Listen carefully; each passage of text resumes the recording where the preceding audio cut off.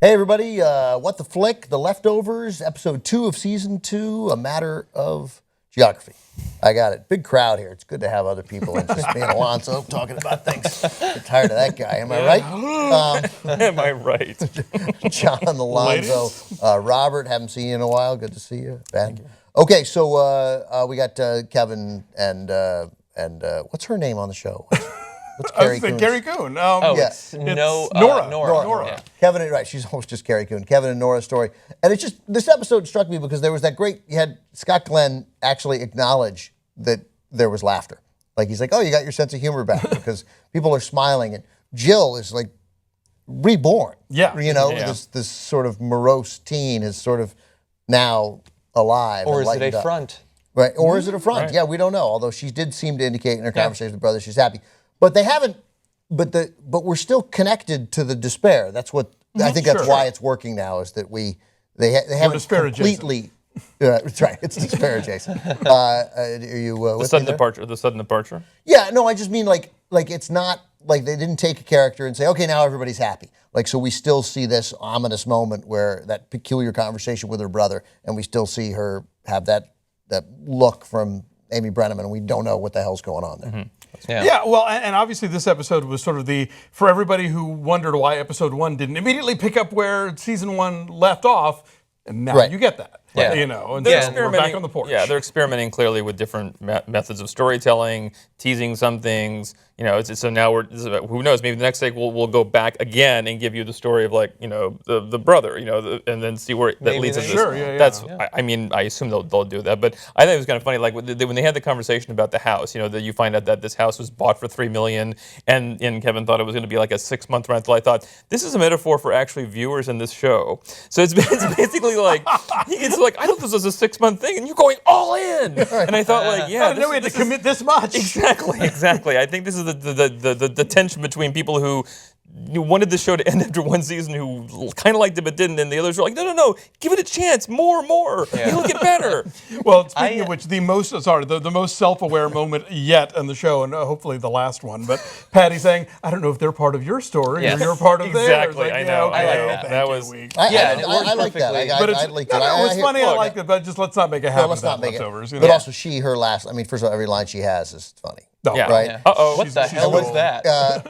What was the line to end? Was it uh-oh or not? Uh-oh was the last- Just yeah, at line the of the end, episode. Yeah. Sorry, I cut you off. What were you saying? Yeah, so I liked the going back. In fact, when I don't watch these live, I download them. I thought I downloaded an episode from the first season because so much of it was retreading early on. I was like, oh, I got the wrong one. But I liked it because now so much of what you saw and didn't understand in the first episode, like why when the guy's on the porch and he sees them pulling in, they've just gotten a house, why does Kevin look so freaked out? Well, because he has this person in his mind. And now when you imagine the father going and seeing the car over the river late at night, you can sort of, you fill in that Kevin's running away from that. It's almost what like the latest season of Arrested Development was supposed to feel like, that you add a little bit more every time, but it didn't really work. In this case, it really did. And so if they did the brother or whatever in the third episode, it is actually adding something.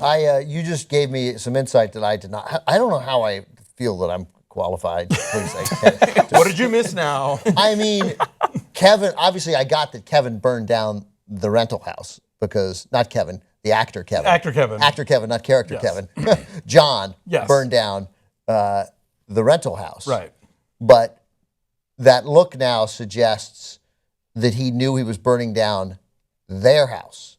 Like, is that what you were suggesting? No, I didn't Oh, put okay. that He together. burns the house down because of Handprint Guy, not because of them. He burned down the house because, right, but he burned. I think he's just generally suspicious about newcomers in general. So, hold on. Yeah. Do we think the house that they were going to rent was from Handprint Guy? No. Yes, because remember when he goes to see Handprint Guy, he goes, I understand you've got tenants coming in, you've got to add another exit and blah, blah, Okay, blah. so it's not another house that is burned down. No, it's the same I house. didn't get. Although All right. Well, I'm gonna scene, give myself a pass for not getting absolutely. when they were getting ready, it didn't seem like, oh, we've had this big conversation, we're going to do something crazy once right now. It seemed very routine. They had that number system. This is going to be a 5.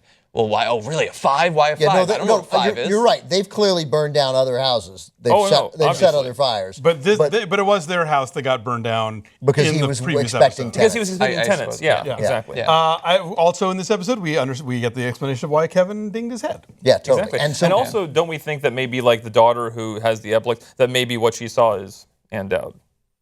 Oh, maybe she saw her? Oh. Yeah, I think she was looking right at Kevin, I think, when she had her little episode and dropped the cake. And I think that must have something to do with things she sees. Well, I think they're definitely going to tie in Scott Glenn's voices to Patty. Mm-hmm. And, of course, now we have that guy who comes up to Kevin in the visitor center and says, come see me in the trailer for your situation. But once Who needs again, prayer? I just want to say, us all talking the way we're talking is indicative, once again, it's all sounding very Lost. It's the way people talked about Lost. You started like wanting to make connections and things, and if he's really not going to explain everything, it's just going to be weird that we're all having these discussions. Here's the thing. I think when people complain about this show not explaining things, they tend to be complaining about the fact that they never explain the departures. And I don't give a shit about the departures. Like, I think the not knowing about the departures is the whole point of the show. Everything else that that surfaced in season 1, whether or not it was fully explained, at least seemed to operate within an internal logic. And I'm all right with that, too. Oh, look, I mean, yeah, it makes sense that you would start a new season and like want to address a different thing like, well, okay, let's look at a town where nothing happened and everyone's actually, this is a place where people feel comfortable and safe. And what is that like emotionally for people? And I actually think that was a really good idea. That's why I love the first episode. Yeah. You didn't love this episode? Oh, no, it was fine. Yeah. I mean, I started to worry that they're teasing you with things that they're never going to explain. Now, my objection to Lost, because that is obviously Lost comes up in leftovers conversations again and again and again.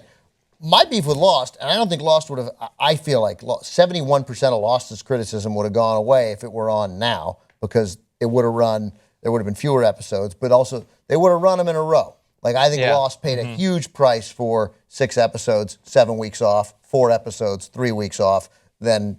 Well, that's why those last 3 seasons they did all. They finally figured that out. And did 16 and And I didn't have a problem with the ending. I thought they answered many questions of Lost, not all of them.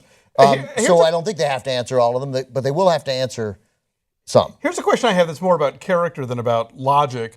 If Kevin felt like he could tell Nora about burying I agree.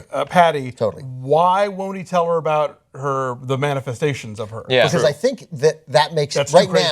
now. He feels like that's crazy as opposed to his. And that's dreams. a now issue. Very as likely opposed to murder isn't. Right. That's Being crazy But isn't. we've all moved on from that. Because This is current. He wants to start something new, and he wants the future not to be hampered. I mean, he can talk about the past and things that were done in the past, because she has things that were done in the past too. And remember, he's still grounded in reality. He still thinks his father should have been institutionalized for this. Right. So admitting that is Sure. Now maybe because clearly I think you're right. That Scott Glenn conversation is that was advice for Kevin. Like passing the baton. Just listen to her. Like she'll help you, and he'll probably be a lot happier if he stops fighting it. Stops fighting it. Right. Yeah. Yeah. So the thing we're talking about, like the big questions, which questions won't be answered, and I in the interim before this season started, I wasn't really excited for it to come back because he says he's never going to reveal the big secret, and I actually do want to know that. But I'm pleasantly surprised that the change of some of the characters, the introduction of the new characters, the change of setting, actually makes me feel much more engaged with it. Especially because even though they said there would not be more departures, it seems like there was something like a departure at the end of this episode. It might not. Who knows? We might find out that in his delirium, he went and shut off a valve that needed to be on or something. We don't know. But it looks like there was some sort of departure. Here's the thing. If the last time you stopped taking your meds, you woke up and discovered that you had kidnapped a woman, wouldn't you maybe keep taking those meds and not then wake up in an empty riverbed surrounded by flopping fish with a cinder block? And there's no tied to question your ankle? that happened, right? He's not imagining that. He woke up there. Clearly, That's him. He's got to work his way back to town. Yes. And a that lot would of also, fish in that pond too. I haven't gone fishing in a while. but that would also suggest that somehow if John has some, I don't think we should rule out the thing that I thought I had missed and was relieved to find out that I didn't miss, but now feel like I might have missed.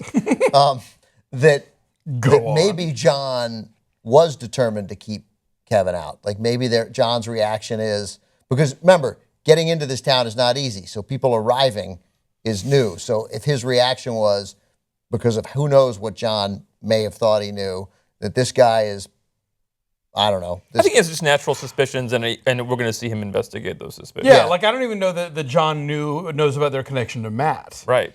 No, Until it's mentioned. Yeah. right. Yeah. Well, you're right. Until it's mentioned by Nora. Well, and I don't know. I wonder. Is it his? Where I'm really interested in getting to know you, Kevin. Like he knows something.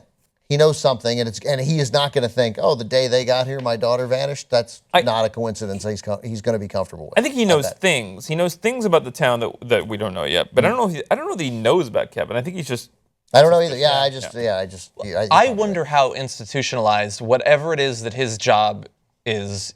Like the fact that they routinely are burning down these houses for some reason. It's in pursuit of something. Are you saying they're amateur firemen?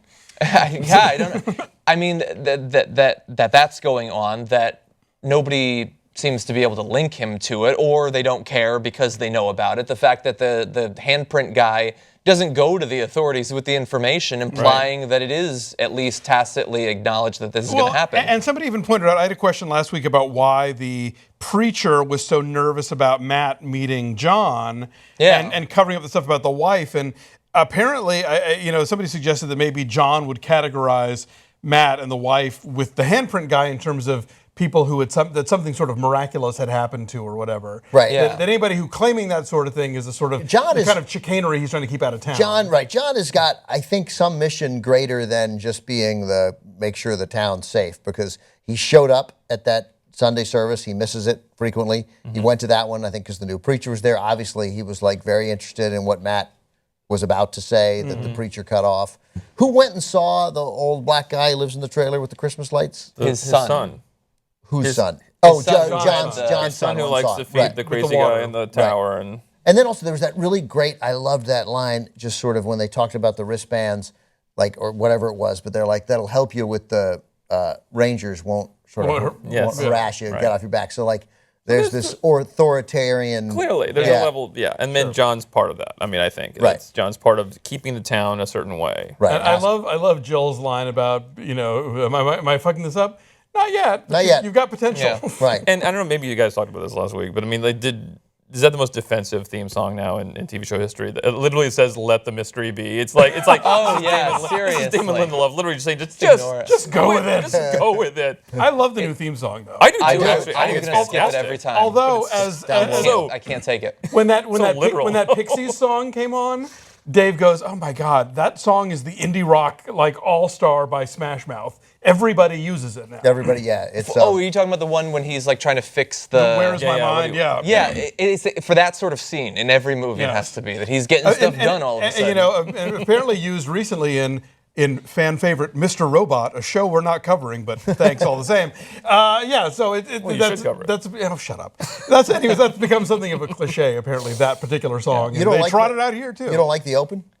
No. Oh, I adore the that. reason I don't like it is because it's lost some of the eerie nature of the first one, but more that I don't like that sort of song in the real world. And I don't like being reminded that is exactly what people would produce if this happened in our world. I don't like that sort of thing. I don't want to think about it. I just want to skip it. It's too real. I like it in that context. I'm not going to buy it off iTunes, but I like it in that context. All right. Well, we're into it. Episode 3. What's it called? Episode 3. Did you cheat ahead? It's just a couple of letters in a row. Okay. I don't know what it means. We'll find out what that means. Some government organization, perhaps. Thanks for watching, everybody.